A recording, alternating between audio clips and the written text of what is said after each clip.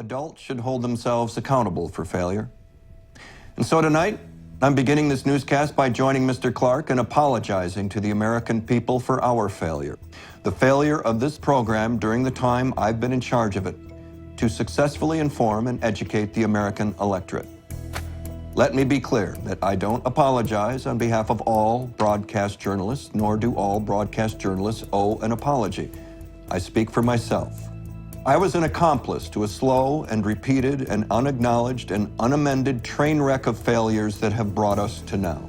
I'm a leader in an industry that miscalled election results, hyped up terror scares, ginned up controversy, and failed to report on tectonic shifts in our country, from the collapse of the financial system to the truths about how strong we are to the dangers we actually face.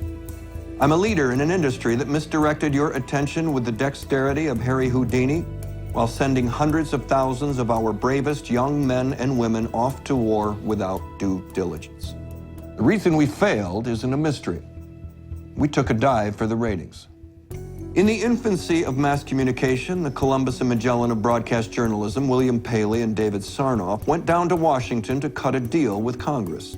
Congress would allow the fledgling networks free use of taxpayer-owned airwaves in exchange for one public service. That public service would be 1 hour of airtime set aside every night for informational broadcasting, or what we now call the evening news. Congress, unable to anticipate the enormous capacity television would have to deliver consumers to advertisers, failed to include in its deal the one requirement that would have changed our national discourse immeasurably for the better.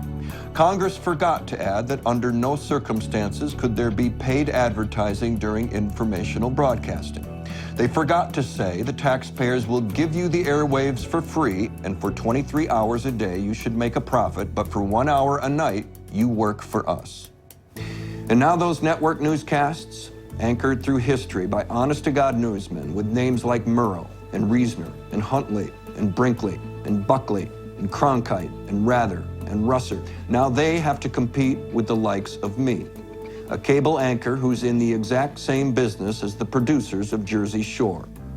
And that business was good to us, but Newsnight's quitting that business right now.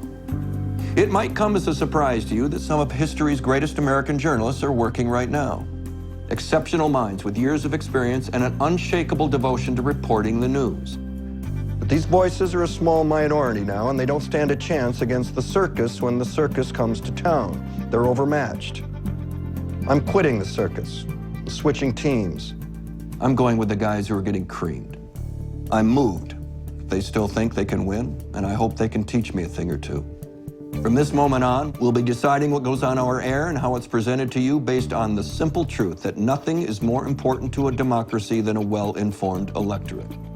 We'll endeavor to put information in a broader context because we know that very little news is born at the moment it comes across our wire.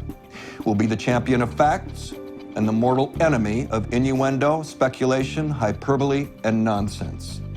We're not waiters in a restaurant serving you the stories you asked for just the way you like them prepared, nor are we computers dispensing only the facts because news is only useful in the context of humanity. I'll make no effort to subdue my personal opinions. I will make every effort to expose you to informed opinions that are different from my own.